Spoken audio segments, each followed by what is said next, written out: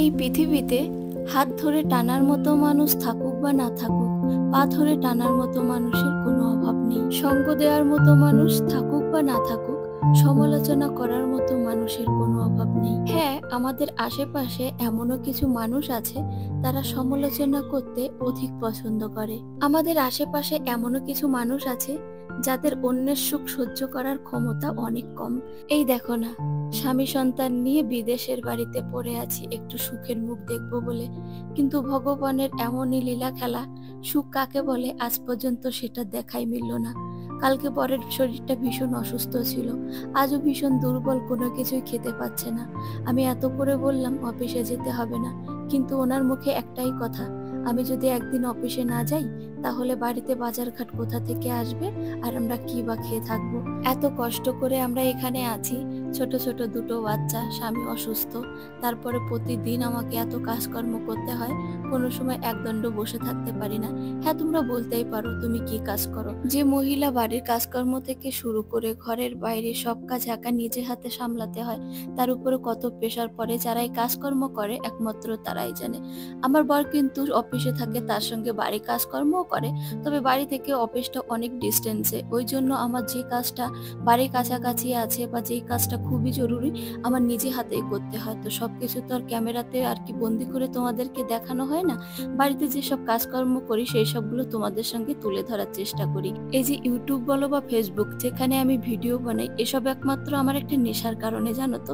অনেকে টাকা ইনকাম করার জন্য করে, প্রথমত আমি এরকম শখের বসেই করতাম, তারপর যখন থেকে দেখলাম যে মেয়েরা বাড়িতে বসে টাকা ইনকাম করছে, তাহলে আমার করতে অসুবিধা কোথায়। তো বরকে অনেক করে আমি অনুরোধ করলাম যে আমি ভিডিও করব, তখন আমার বর প্রথমে শুরুতে আমাকে অনেক আপত্তি করেছিল যে তোমার এটা দরকার নেই, আমি যাই ইনকাম করব, যেটাই রোজগার করব তাই দিয়ে আমাদের সংসার চলে যাবে, যদি তাতে না হয় আমি এক্সট্রা আরো কাজকর্ম করব। অনেক রিকোয়েস্ট করার পর তারপর আমার বর রাজি হলো যে আচ্ছা ঠিক আছে, বাড়িতে বসে তো করবে, বাইরে কোথাও তোমাকে যেতে হবে না। তারপর প্রথম প্রথম যখন আমি ভিডিও করতাম, ভিডিওতে সেরকম একটা ভিউ হতো না। ধীরে ধীরে যখন আমার চ্যানেলের বয়স 6 মাস মতন হলো, তখন আমার একটা ভিডিও 4 লাখের উপরে ভিউজ হলো, তখন থেকে আমার চ্যানেলটা আর কি ভাইরাল হলো। ভাইরাল হওয়ার 1-2 মাস পর আমার চ্যানেলটা ডিলিট হয়ে যায়। তখন যে আমার মাথার উপরে কি একটা বাস পড়লো বন্ধুরা, বলতে পারো একেবারে মরে বেঁচে আছে। এই কথাগুলো হঠাৎ করে আমি তোমাদেরকে কেন বলছি, আমি যখন কলকাতার বাড়িতে 1 বছর মতন ছিলাম, দিল্লি থেকে কলকাতার বাড়িতে গেছিলাম, তখন ওখানে বসে আমি বাড়ির যেসব কাজকর্ম করতাম তার সঙ্গে মাঝে মধ্যে ঘুরতে বেরোতাম। যদি সুন্দর সুন্দর ভিডিও আমি আপলোড না করি তাহলে ভিউজটা সেই ভিডিও কেন বা দেখবে, আর কি করে বা ভাইরাল হবে। তো শুরুতে যখন ভিডিও করতাম, আমার আশেপাশে কিছু আত্মীয় স্বজন আছে, আমার বর বা আমাকে যখনই দেখতো তখন ফ্যাল ফ্যাল করে তাকিয়ে থাকতো আর কিরকম যেন টোন টিটকারি কাটতো। আমরা তো সেটা বেশ ভালো করেই বুঝি, একেবারে যে নির্বোধ কোনো কিছু বুঝি না সেরকম তো নয়। আমাকে দেখে তারা এরকম করতো কিরকম যেন আমি কোনো খারাপ কাজকর্ম করছি, লোকের সামনে আমার বেরোনোই বারণ। তারপর আমরা যেরকম সার্কাস দেখতে যাই, জোকারকে দেখলে মানুষ যেরকম বিহেভ করে, তাকে দেখে হাসি ঠাট্টা করে, আমাকে দেখলেও সেরকম করতো। আমার খুব খারাপ লাগতো, তারপর টেনশনও হতো যে আমি কি এমন কাজ করেছি যে আমাকে দেখে ওরকম করছে।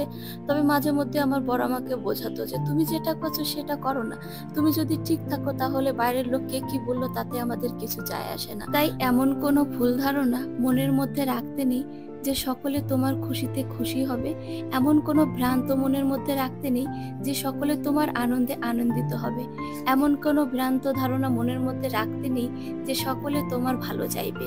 আসলে কি বলতো, আমরা হয়তো বা ভাবি একাকিত্ব দুর্বলতা, না, একাকিত্ব দুর্বলতা নয়, এটা একটা ক্ষমতা, যে ক্ষমতার অধিকারী এই পৃথিবীর সকলে হতে পারে না। তুমি যদি আজকের দিনের কথা বলো, তুমি যদি আজকের দিনের কথা ভাবো, তাহলে একা থাকতে পারাটা অনেক বেশি প্রয়োজন। তোমার জীবনের খারাপ সময়গুলো এটার প্রমাণ করে দেবে যে একা থাকাটা প্রয়োজন।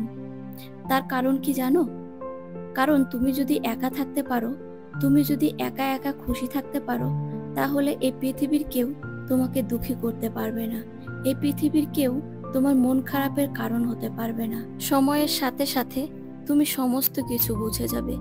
না, যদি তুমি কোনো ভালো পরিবেশে থেকে থাকো, তুমি যাদের সাথে মিশছো, তোমার আশেপাশের মানুষগুলো যদি সত্যি ভালো হয়ে থেকে থাকে, তাহলে সে বিষয়টা আলাদা। কিন্তু বিশ্বাস করো, আজকের দিনে নেগেটিভ মানুষের কোনো অভাব নেই, আজকের দিনে ডিমোটিভেট করার মতো মানুষের কোনো অভাব নেই, আজকের দিনে কষ্ট দিয়ে কথা বলার মতো মানুষের কোনো অভাব নেই। এটা আমার থেকে তুমি অনেক ভালো করে জানো যে তোমার আশেপাশের মানুষগুলো কেমন। এটা আমার থেকে তুমি অনেক ভালো করে বুঝবে যে তোমার কাদের সাথে থাকা উচিত। তবে বিশ্বাস করো, যেখানে তোমাকে মানুষ সম্মান করে না, তোমার কদরই করে না, সেখান থেকে নিজেকে সরিয়ে আনাটাই উত্তম। ভাত রান্না হয়ে গেছে তোমার? হ্যাঁ। তোমার মাংস রান্না হয়ে যায়? হ্যাঁ।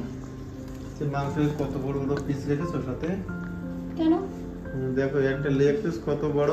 চাপ রান্না হচ্ছে। আর এই লেগ পিস গুলো আর এমনি পিস গুলো কত বড় বড় করেছো তুমি? সবগুলো বড় করে কাটা। এত বড় বড় করলে কি ভালো লাগে নাকি খেতে? খেয়ে দেখো না একদিন কিরকম লাগে। দিয়ে দেখো দেখি কেমন লাগে দেখো। অনেকটা মাংস আজকে, 2 কিলো চিকেন, তার সঙ্গে মেটে আছে, গিলে আছে। মেটে হচ্ছে আমাদের প্রিন্সের জন্য। এই দেখো, দুপুর বেলাতে আনা হয়েছে মাংস, তখন তো রান্না করিনি। প্রিন্সকে শুধু মেটে সেদ্ধ করে ভাত দিয়ে দেওয়া হয়েছে, আর একটা রেখে দিয়েছিলাম ওকে দেবো বলে। এখনো সন্ধ্যা 8:30 মতন বাজে। রাতের রান্না বান্না চাপিয়ে দিয়ে চলে এসেছি লিচু খেতে। বর বাজার থেকে লিচু এনেছে, তো 1.5 কিলো মতন লিচু এনেছিল। মেয়ে খেতে খেতে দেখো এই কটা আছে। তো আমার বাবা খাচ্ছিল না, তাই ওকে ডেকে নিয়ে এলাম, আয় বাবা লিচু খাই।